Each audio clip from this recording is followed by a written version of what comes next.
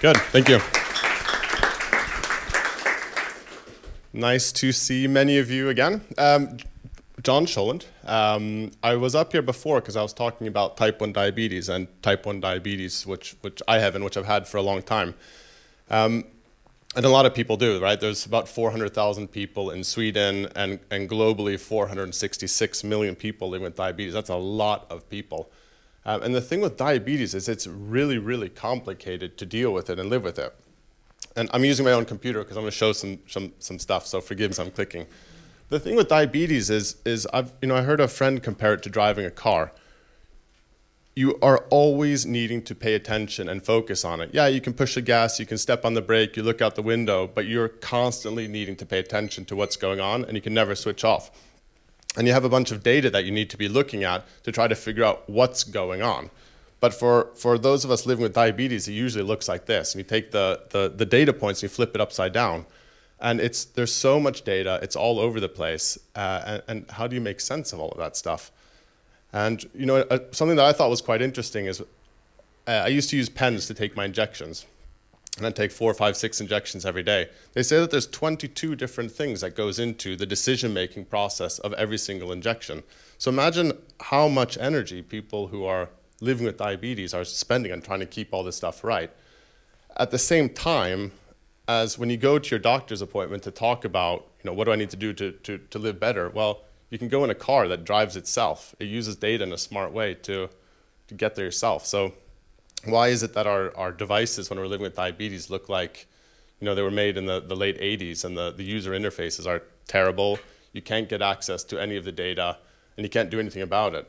Well, what happened was there was an article in Wired magazine where somebody had reverse engineered the radio protocol of these insulin pumps. And the headline was, all people with diabetes are going to be hacked right away and killed. But there was a small group of people that started looking at this go, well, wait a second, we can start getting the data off of these things and imagine what we can do. So OpenAPS was born, an open artificial pancreas system. And so what I've developed and what I've been wearing for the last 6 months is an artificial pancreas that I've made myself. It's mind-blowing. It's absolutely crazy how it works. So here's generation 1 of it that I have in my bag here. It's a Raspberry Pi. There's a battery. There's a continuous glucose monitor. And there's the Medtronic CareLink stick, as it's called, that speaks to the insulin pump. And what it does is it collects in your blood glucose data. It looks at what is my blood sugar, what is the trend of that data, is it going up really quickly, is it going down, where does it predict I'm going to be in a while, and let's do something about it. That then moves the next generation of this, oh, I'm off sync, huh? Is using an Intel Edison. And so this is my pancreas right here. It's got an Intel Edison, it's got a radio link battery and a little power controller. So this is the second generation of it.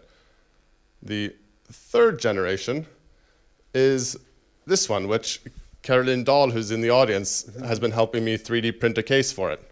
So now we have a third generation one.